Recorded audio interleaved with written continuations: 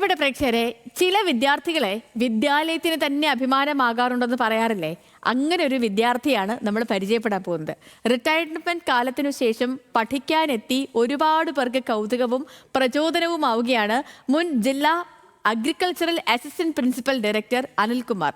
Adoor saint Cyril's കോളേജിലെ 1ാം വർഷ PG വിദ്യാർത്ഥിയാണ് ഇദ്ദേഹം.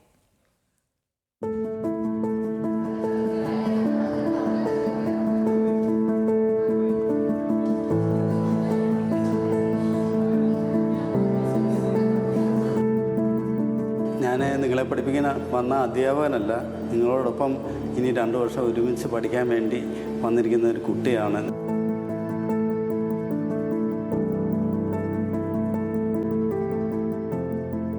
അടൂർ സെന്റ് സിറിൽസ് കോളേജിലെ 1ാം വർഷ ലിറ്ററേച്ചർ വിദ്യാർത്ഥി, കൊല്ലം ആനേടി സ്വദേശി അനിൽകുമാർ, 56 വയസ്സ്.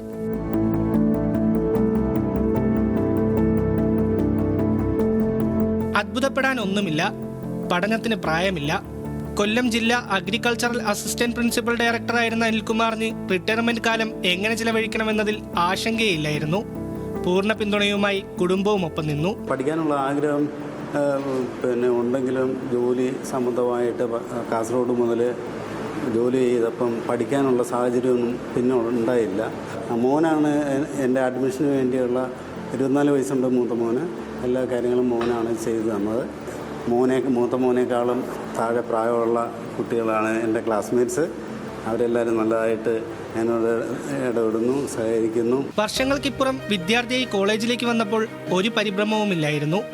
അധ്യാപകരുടെയും സുഹൃത്തുക്കളുടെയും പരിപൂർണ പിന്തുണ എല്ലാ കാര്യത്തിലും ഉണ്ടായി. അങ്ങനെ പ്രായം മറന്ന് അനിൽകുമാർ അവരിൽ ഒരാളായി. പഴയ കാലത്തെ 91-ലെ ആ സമ്പ്രദായവും ഇപ്പോഴത്തെ സമ്പ്രദായം ഞാനൊന്ന് ക്രോസ് ചെക്ക് ചെയ്ത് നോക്കിയപ്പോൾ അന്ന് ടീച്ചേഴ്സ് വന്ന് പഠിപ്പിക്കും, എന്തെങ്കിലുമൊക്കെ പഠിപ്പിക്കും, പിള്ളേർ വേണമെങ്കിൽ പഠിക്കും. പക്ഷേ ഇന്നത്തെ അവസ്ഥ എന്ന് പറഞ്ഞാൽ ടീച്ചേഴ്സ് വളരെ നല്ലതായിട്ട് പഠിപ്പിക്കുന്നു, അതുപോലെ കൂടെയുള്ള ക്ലാസ്മേറ്റ്സ് വളരെ നന്നായിട്ട് പഠിക്കുന്നു. അതാണ് ഒരു വ്യത്യാസം എനിക്ക് കാണാൻ കഴിഞ്ഞത്. 34 വർഷത്തിന് ശേഷമാണ് ഞാൻ വീണ്ടും കോളേജിലേക്ക് വന്നിരിക്കുന്നത്. തന്നേക്കാൾ പ്രായമുള്ള വിദ്യാർത്ഥിയെ പഠിപ്പിക്കുന്നതിലെ ത്രില്ലിലാണ് അധ്യാപകരും. നന്നായി പഠിക്കുന്ന കുട്ടിയെന്നാണ് അനിൽകുമാറിനെ പറ്റിയുള്ള എല്ലാ അധ്യാപകരുടെയും അഭിപ്രായം. ഇതൊരു മോട്ടിവേഷൻ ആയിരിക്കണം പലർക്കും. നമുക്ക് age is just A number എന്ന് നമ്മൾ പറയുന്നത് പോലെ പ്രായം ഒന്നിനും നമുക്കൊരു പരിധി വയ്ക്കുന്നില്ല. അപ്പോൾ ശരിക്കും അനിൽജി എന്നാണ് ഞങ്ങൾ വിളിക്കുന്നത്.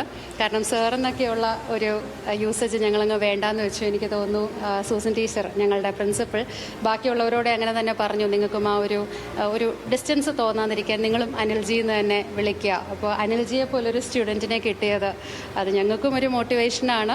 പന്തളം NSS കോളേജിലായിരുന്നു അനിൽകുമാറിന്റെ ബിരുദ പഠനം.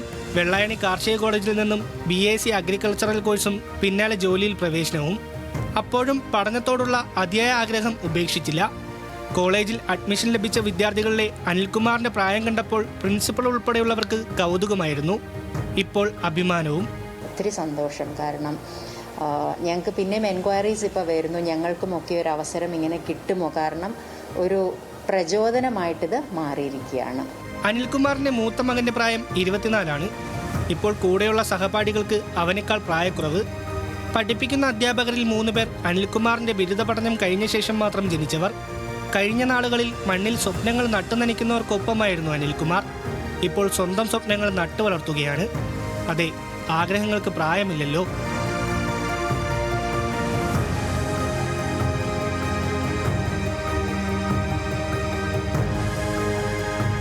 മരണം വരെയും പഠിച്ചുകൊണ്ടിരിക്കുക എന്നതാണ് അനിൽകുമാറിന്റെ ഫിലോസഫി. ശ്രീരാജ്, ന്യൂസ് മലയാളം, പത്തനംതിട്ട.